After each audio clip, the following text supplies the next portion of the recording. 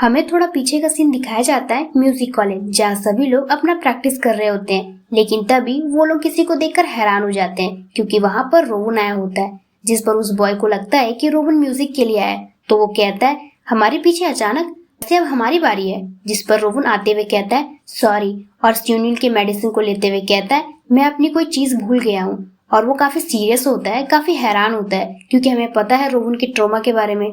तो वो खुद कोई काम करते हुए कहता है कोई बात नहीं, शायद कुछ भी नहीं है, मैं ठीक हूँ, हाँ मैं ठीक हूँ। फिर सीन प्रेजेंट में आता है, जहाँ स्यूनिल को दिखाया जाता है जो सोच रही होती है सो हॉट, मुझे बहुत तेज गर्मी लग रही है, मेरा शरीर तप रहा है, और अपनी आंखें बंद कर लेती है और सोचती है मेरा गला ऐसा लग रहा है जैसे उसमें आग लगी हो। और तभी उसे एक जानी पहचानी आवाज सुनाई देती है। स्यूनिल जब आंखें खोलकर देखती है तो वहाँ पर रोवन होता है, जो कि रोवन कह रहा होता है तुम ठीक हो ना स्यूनिल, उठो जागो। और स्यूनिल रोवन को देखकर सोच रही होती है ली रोवन क्यों मेरे घर में, मुझे जरूर हेलुसिनेशन हो रहा है क्योंकि मैं बीमार हूँ। लेकिन इस समय देखने लायक सभी हेलुसिनेशन में से ली रोवन का ही होना क्यों जरूरी था। जहाँ रोवन अपने हाथ से स्यूनिल का टेम्परेचर चेक कर रहा होता है, जिस पर स्यूनिल सोचती है मुझे लगता है कि मुझे उसका मेरे बारे में चिंता करना उतना भी बुरा नहीं लगता। क्यों, ये कोई हेलुसिनेशन नहीं है, ये रियल में ली रोवन है। रोवन कह रहा होता है ये तो बहुत बुरा हुआ, हमें तुरंत इमरजेंसी रूम जाना होगा। स्यूनिल रोवन का हाथ पकड़ लेती है और अपने टूटी फूटी आवाज के साथ कह रही होती है मैं ठीक हूँ, मैंने अपनी मेडिसिन नहीं ली है, डॉक्टर ने कहा है कि ये सिर्फ एक फ्लू है, इसलिए अगर मैं बस इसी तरह आराम करती रही तो। फिर वो चुप हो जाती है, फिर वो कहती है बस मैं ठीक हूँ। ये बहुत ही कूल और नाइस है। जिस पर रोवन चुप रहता है। जहाँ स्यूनिल सोच रही होती है मुझे नहीं पता ली रोवन यहाँ कैसे है, लेकिन मैं अभी किसी भी चीज के बारे में सोचना नहीं चाहती अभी इस तरह। और तभी रोवन स्यूनिल को पकड़ता है और स्यूनिल को उठा लेता है। जहाँ स्यूनिल तो बेहोश होती है, उसकी पूरी हालत ही खराब है और रोवन उसे देख रहा होता है। फिर रोवन स्यूनिल को बेड पर लेटा देता है और सोच रहा होता है मेडिसिन को देखते हुए ऐसा सचमुच लगता है कि ये एक लेरिंगाइटिस का एक नॉर्मल सा लक्षण है, इसमें गले में सूजन या फिर गला बैठ जाता है। फिर वो सोई होती है। जब रोवन स्यूनिल का टेम्परेचर चेक करता है तो 38.3 डिग्री सेल्सियस होता है, जिस पर वो सोचता है और शुक्र है उसका बुखार धीरे धीरे नीचे गिर रहा है और उसकी करहाने की आवाज थोड़ी धीमी हो गई है। अगर वो अपनी मेडिसिन जल्दी ले लेती तो उसका बुखार जल्दी उतर जाता, लेकिन वो होश में नहीं है, इसलिए इस समय उसे जबरदस्ती दवा देना खतरनाक हो सकता है। और स्यूनिल के लिए थोड़ा परेशान होते हुए सोच रहा होता है ये थोड़ा मुश्किल है। फिर हमें रूम दिखाया जाता है और फिर एक कपड़ा जिसे रोवन निचोड़ रहा होता है और स्यूनिल के सर पर गीले कपड़े को रखता है और कहता है स्यूनिल तुम ठीक हो, अगर तुम मुझे सुन सकती हो तो कुछ बोलो। जिस पर स्यूनिल कुछ भी नहीं कहती है, लेकिन तभी वो स्माइल करते हुए कहती है सो कूल। जिस पर रोवन सोचता है लगता है वो अच्छी नींद ले रही है, ये जानकर मुझे राहत मिली कि वो ठीक लग रही है। और कपड़े से उसके फेस को पोंछता है और फिर उसके नेक के साइड पोंछता है और सोचता है उसका बुखार भी तेजी से उतर रहा लगता है और स्यूनिल को कपड़े से पोंछ रहा होता है। तभी उसे कुछ याद आता है और कहता है लेकिन उसके कपड़े, उसके लिए कंफर्टेबल कपड़ा पहनना बेहतर होगा। और ये कहकर वो चुप हो जाता है और डर भी जाता है, क्योंकि उसे भूत वाली सिचुएशन स्यूनिल की जोरदार थप्पड़ याद आ जाती है। जहाँ स्यूनिल कह रही होती है मैं भी तो एक वीमेन हूँ ना, अगर तुमने मेरी इनरवियर देख ली तो। और ये सोचकर बेचारी की शरीर तो छोड़ो आत्मा तक को चोट लग जाता है। जहाँ रोवन सोच रहा होता है मुझे इसे ऐसे ही छोड़ देना चाहिए, मैं एक और बदतमीजी नहीं कर सकता। और रोवन स्यूनिल के सर पर कपड़ा रखता है और स्यूनिल को ही बड़े गौर से देख रहा होता है। जहाँ स्यूनिल ऐसा सा कर रही होती है और बहुत ज्यादा क्यूट लग रही होती है और ये देखकर रोवन तो उस पर दिल हार बैठता है, जिस पर वो तो पूरा ब्लश करने लग जाता है। तो फिर वो अपनी नजर दूसरी तरफ कर लेता है। फिर वो सोचता है शायद मैं कुछ सब्जी या दलिया बना दूं, जागते ही इसे अपनी मेडिसिन के साथ खा सकती है। मुझे लगता है कि उसके पास सारा सामान होगा, अगर यहाँ कुछ भी नहीं है तो मुझे बाहर जाकर खरीदना पड़ेगा। तभी रोवन को कुछ सुनाई देता है। जब वो पीछे स्यूनिल को देखता है तो स्यूनिल जो होती है वो सिसक सिसक कर रो रही होती है, जिसे देखकर रोवन हैरान होता है और थोड़ा परेशान भी। जिस पर वो स्यूनिल के पास आकर कहता है क्या वो स्यूनिल, क्या तुमको बहुत ज्यादा चोट लगी है क्या?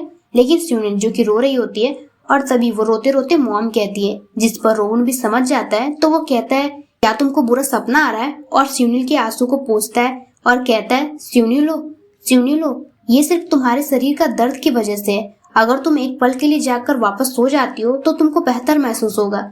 लेकिन तभी स्यूनिल अपना हाथ रोवन की तरफ बढ़ाती है और रोवन बस कह ही रहा होता है तो, और तभी जो स्यूनिल होती है वो रोहन को पकड़ लेती है और अपनी तरफ खींचती है, जिससे तो रोहन भी हैरान होता है और स्यूनिल रोहन को गले लगा लेती है और रोहन पूरा हैरान होता है।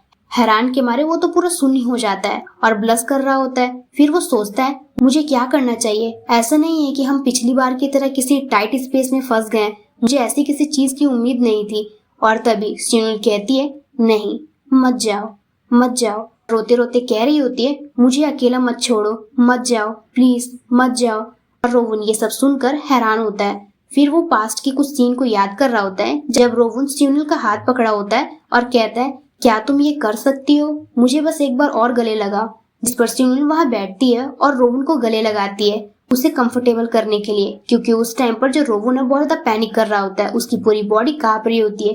ये सब याद करके वो सोचता है राइट, क्योंकि तुमने ही उस समय मेरी रेडिकुलस रिक्वेस्ट को एक्सेप्ट किया था।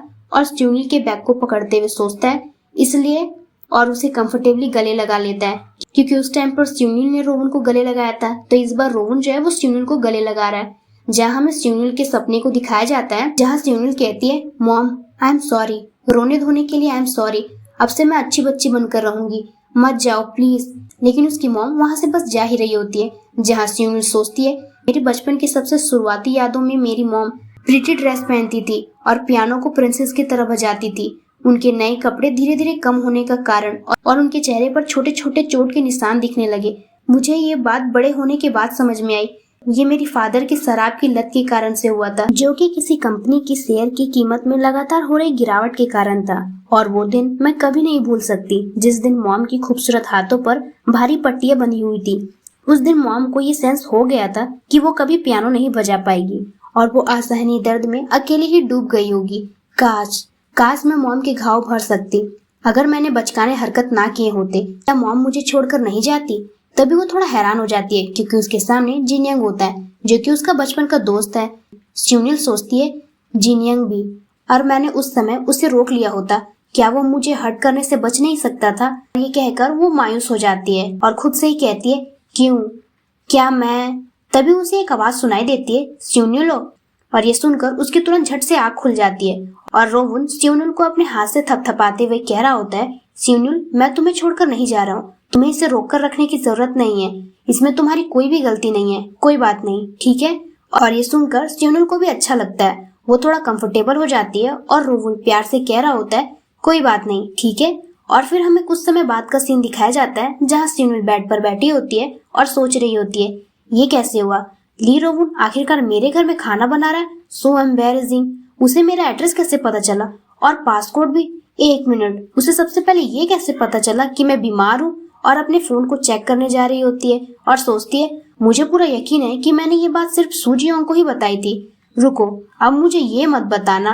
और अपने फोन को चेक करती है और ब्लश करने लग जाती है, जिसमें ली रोहन का नाम ऊपर में होता है और सूजियों का नाम नीचे में होता है। जिस पर वो कहती है मैंने इसे गलत इंसान को भेज दिया, मुझे लगता है कि मैं सचमुच होश में नहीं थी। और रोहन भी वहाँ पर आ जाता है और ये सब वो सुन लेता है, जिस पर वो कहता है तुम वाकई बहुत बीमार थी। और ये अचानक से सुनकर स्यूनिल चौंक जाती है। रोहन कहता है बस यूं ही फर्श पर बेहोश हो जाना, बुखार के कारण चक्कर आना, ये एक्चुअल में डेंजरस हो सकता है, अब से केयरफुल रहो ठीक है।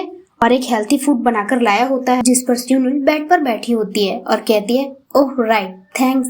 जिस पर रोहन कहता है तुम्हारी आवाज बैठ गई है इसलिए बात मत करो। ये सुनकर स्यूनिल तो चुप ही हो जाती है और रोहन को देख रही होती है, क्योंकि रोहन चम्मच से एक बाइट उठाकर उसे फूंक मार रहा होता है और फिर स्यूनिल की तरफ करते हुए कहता है ये खाओ। स्यूनिल भी थोड़ी हैरान होती है और फिर खा लेती है, जिस पर रोहन कहता है कैसा है, और स्यूनिल सिर हिलाकर कहती है हाँ। फिर रोहन कहता है हैंड क्रीम के बजाय मुझे तुमको विटामिन या गले की खराश वाली कोई गोलियां ही दे देनी चाहिए थी, मुझे नहीं पता था कि ऐसा होगा। और स्यूनिल भी सोच रही होती है मुझे भी नहीं पता था कि ऐसा होगा। और फिर रोहन स्यूनिल को दूसरा बाइट खिला रहा होता है, लेकिन तभी स्यूनिल खाना को दूर करती है और चिल्लाती है ये बहुत गर्म है। और रोहन भी चौंक जाता है और कहता है क्या गर्म है, मुझे लगता है कि ये इनफ ठंडा नहीं हुआ था, मुझे देखने दो। और स्यूनिल के लिप्स को पकड़कर देखने लग जाता है और सॉरी कहता है क्या तुम जल गई। और इस टाइम पर स्यूनिल भी ब्लश कर रही होती है और तभी रोहन को भी होश आता है कि ये तो कुछ अलग सा ही सिचुएशन लग रहा है और जल्दी से वो अपना फेस दूसरी तरफ कर लेता है और कहता है मैं इसे तुम्हारे लिए ठीक से ठंडा कर दूंगा, खाना जल्दी खत्म कर लो ताकि अपनी मेडिसिन जल्दी ले सको। जिस पर स्यूनिल भी हाँ कहती है। फिर हमें थोड़े आगे का सीन दिखाया जाता है जहाँ स्यूनिल बेड पर लेटी होती है और फिर बेड के साइड देखती है क्योंकि वहाँ पर रोवन बैठकर सो रहा होता है। तभी स्यूनिल कुछ कहने जा रही होती है, लेकिन तभी रोवन जो होता है उसे रोक देता है और कहता है कि ज्यादा बात मत करो, तुम्हें जल्दी ठीक होने की जरूरत है। जिस पर स्यूनिल तो चुप ही हो जाती है और रोवन को ही देख रही होती है और कहती है, क्या तुमको वहाँ पर इस तरह रहने में अनकंफर्टेबल नहीं हो रहा है? रोवन कहता है, मेरे लिए और कोई ऐसी जगह नहीं है, मुझे तुम पर नजर रखनी है, कहीं ऐसा ना हो कि तुम्हारी हालत अचानक बिगड़ जाए। मैं बस तुम्हारी कंडीशन पर नजर रख रहा हूँ, मैं और कुछ नहीं करूंगा, इसलिए चिंता मत करो। जिसे सुनकर स्यूनिल थोड़ी हैरान होती है। फिर थोड़ा शाय होते हुए कहती है, मुझे इस बात की बिल्कुल भी चिंता नहीं है, ये सिर्फ मुझे चिंता है कि तुम अपने ऊपर कुछ ज्यादा ही बोझ उठा रहे हो, फिर भी मैं इसकी अप्रिशिएट करती हूँ। जिस पर रोवन स्यूनिल को देख रहा होता है। फिर वो कहता है, ये मेरी जिद है। जिसे सुनकर स्यूनिल थोड़ा हैरान होती है। रोवन कहता है, ये एक जुनून है, लत है, जिसे मुझे ठीक करने की जरूरत है, लेकिन अगर मेरे दूर रहने के दौरान कुछ हो गया तो, और मैं कुछ न कर सका तो, ये मुझे बिल्कुल भी पसंद नहीं आएगा, किसी भी चीज से बढ़कर। और स्यूनिल बस रोवन की बात को गौर से सुन रही होती है। फिर कहती है, फिर भी क्या तुम पूरी रात इसी तरह फर्श पर पड़े रहोगे?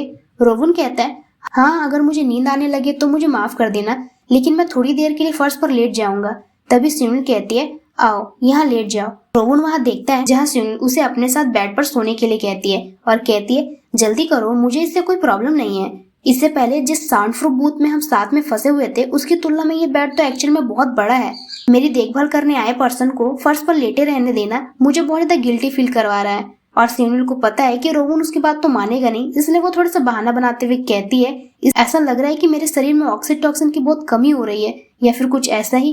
और वो खुद ही सोच रही होती है, क्या ये बात करने का सही तरीका है? जिस पर जो रोवन होता है वो कुछ सोच रहा होता है। फिर हमें बाहर का सीन दिखाया जाता है जहाँ बारिश हो रही होती है और फिर हमें दिखाया जाता है ये जहाँ रोवन और स्यूनिल दोनों एक ही बेड पे साथ में सो रहे होते हैं। जहाँ रोवन तो सो रहा होता है लेकिन स्यूनिल वो नहीं सो रही होती है। और फिर वो रोवन को देखती है और सोचती है वो अनकंफर्टेबल लग रहा है, अगर उसे फिट हो जाए तो मैं उसे पहनने के लिए कुछ पैजामा उधार दे दूंगी।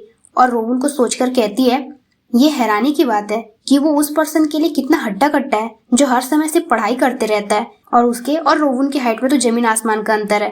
जिस पर स्यूनिल कहती है, वो तुलना करने पर ऐसा फील होता है, क्या उसका कारण ये है कि वो लंबा है और उसका शरीर मजबूत है? और रोवन को देखती है, फिर उसकी तरफ मुड़ते हुए कहती है, राइट रोवन, लेकिन वो कुछ भी नहीं कहता। तो स्यूनिल कहती है और उसकी तरफ हाथ बढ़ाते हुए सोच रही होती है, क्या वो पहले ही सो गया है, लेकिन इतनी जल्दी? फिर वो कहती है, रोवन सो गए क्या? लेकिन वो कुछ भी नहीं कह रहा होता है। जिस पर फिर स्यूनिल रोवन के कान को देख लेती है जो कि पूरा लाल हो चुका है। जिस पर वो कहती है, तुम्हारे साथ, और बस रोवन को ही देख रही होती है।